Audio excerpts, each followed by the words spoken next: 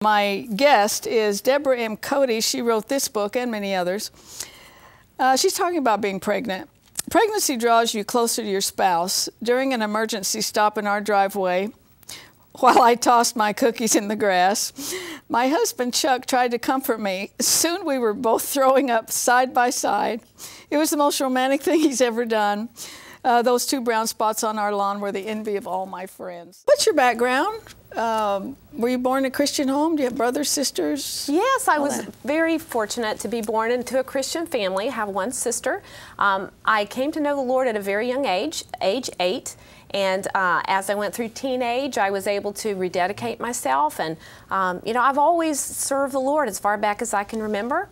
And, you know, He's just been the marvelous anchor of my life. I was wondering, too, I'd like to interview your husband. Like, what's it like to be married to you? Oh, well. What would he say? It's a surprise around every corner, I think. He's a poor, long-suffering man, my husband, Chuck, and I don't think anybody else could do it. He has a remarkable set of gifts and lots of patience. Yes. And this is your newest book? Yes. Mom Needs Chocolate. Mm-hmm. Why the title? Well, as I was going through motherhood, I have 2 wonderful children here on earth and several more in heaven, but I noticed I kept running into moms who were ragged out and just burned out, and they had checked the joy of the Lord out on their doorstep because they were just so enmeshed in the everyday stress of motherhood. And it's my effort as a mom who's been there to shine a light at the end of that motherhood tunnel to encourage other moms who are in it now, whose feet are stuck in the muck, that you can actually make it through the other end of the tunnel with your faith not only intact, but actually stronger than it was before.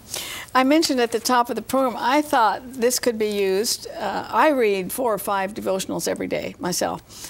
This could be used as a devotional. Was that in your mind at all when you wrote it? Yes, it was. I've had several friends, friends that have asked for that requested when they found out I was writing the book. It's really basically the story of God's fingerprints on my life. And I call them His grace notes, a musical term that I borrowed when I was a piano teacher for 20 years, meaning those little notes beside the regular musical score that are not essential to the melody, but they add such breadth and depth and beauty to the music, that's what God does for us in our lives with His little touches and His grace notes. Well, that's what my book was started to be about, the grace notes for motherhood. And they asked if I could set it in a format that they could use with groups, because there's so many Bible studies and women's groups that are looking for good, solid material with a little humor, because I really feel that humor is a very strong catalyst for releasing the joy of the Lord into our souls. You talk about how the Lord changed your view of a wife. That was a catalyst, right? What kind of wife were you before you listened to the voice of the Lord? Well, I have to say, or should I ask your husband? He would probably be nicer than I would be about that, because I went through a series of years where I make the statement, my wedding ring should have been a mood ring. And my whole goal was to shape and model this man, this raw man that God had given me, into a work of art.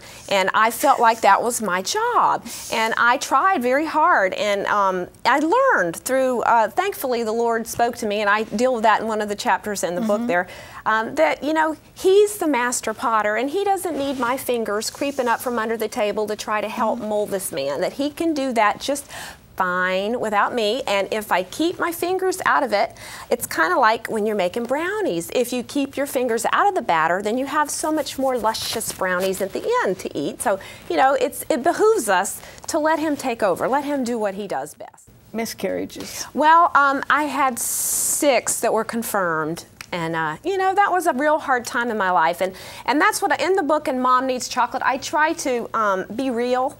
And, you know, life is not a bowl of cherries, and we all go through these hard times. And I try to be very candid about that and speak the truth, you know, wrapped in humor a little bit when possible. But that was a terrible time for me. And I went through a 2-year depression where I just I backed away from the Lord, and I did not want to see God, hear God, touch God, go to church, not have anything to do with Him, because I was very hurt and I was angry, and it was something that I just pushed away from Him. And I talk about that. There was one particular instance that it was a kind of a turning point in my view of this depression that I was in. When I was at a zoo, and I had all this bad stuff happening around me, and I've always loved God's creatures. I just love them, and nature, and I see the Lord in all of these things He's created. And I was at this zoo, and at the time they had the animals still in cages. And I went up to the lion cage thinking this is going to get me out of this funk. I just know it. It was during the lunch hour, and I was at work. I had on a white uniform. I was in healthcare. I've been in healthcare for 30 years as an occupational therapist.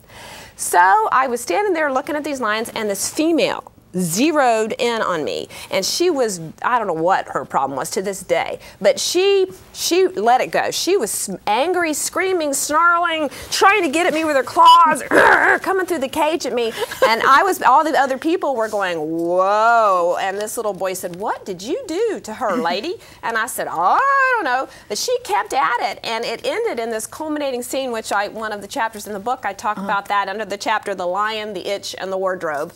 And she ended up turning around, putting me in her sights, blasting me with urine from head to toe.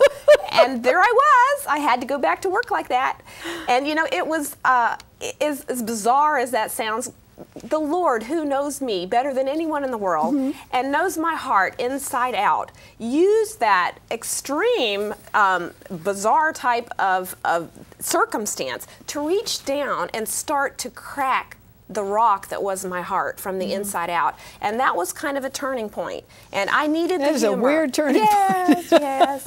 And, you know, but it worked. It did. I wouldn't recommend the lion pee technique for everyone. But for me, it was just what I needed to get my heart turned around a little bit. Back on Him and not on me. You talk about, too, comparing yourself to others. This is really important. And you have a friend who does everything perfectly. I think you said that she was a very joyful giver and you were an exuberant taker of her hospitality. Match made in heaven, yes. When you recognize it, just to capsule, there were Bible studies at her house and everything was perfect, the food, the china, and at your house there's canned bean dip and anything you can find? Yes, I call it low-carb sodas because I always forget to put the caps back on and there's no carbonation and they're flat and people have to drink them out of the bottle because there's no cups and then the cat hairs all over their heinies when they get up to leave.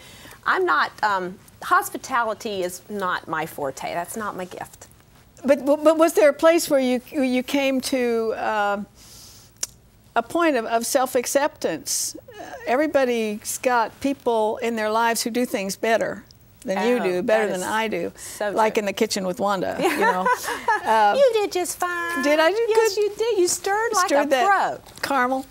But is there a secret grace there, a Christian grace of accepting? We all want to improve, I would hope, everything in our lives. But when you see people who have more than you or who do things better than you, yes, I think there is, and I think we all would like to know what our own spiritual gifts are, and I've come to see myself, and I was thinking about this just on the drive over here, as a baggie.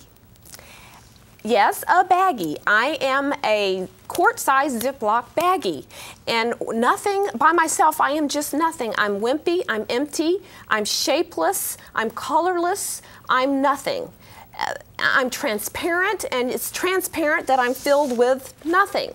But if I am filled with a substance, then that becomes part of me, and I become part of it. I take on its shape, I take on its color, and the transparency is a good thing because you can see what I'm filled with. So if I'm filled with Jesus, and that joy of His that is in my heart, it's going to show through, just like that baggie, and other people will see it, and they'll want it too.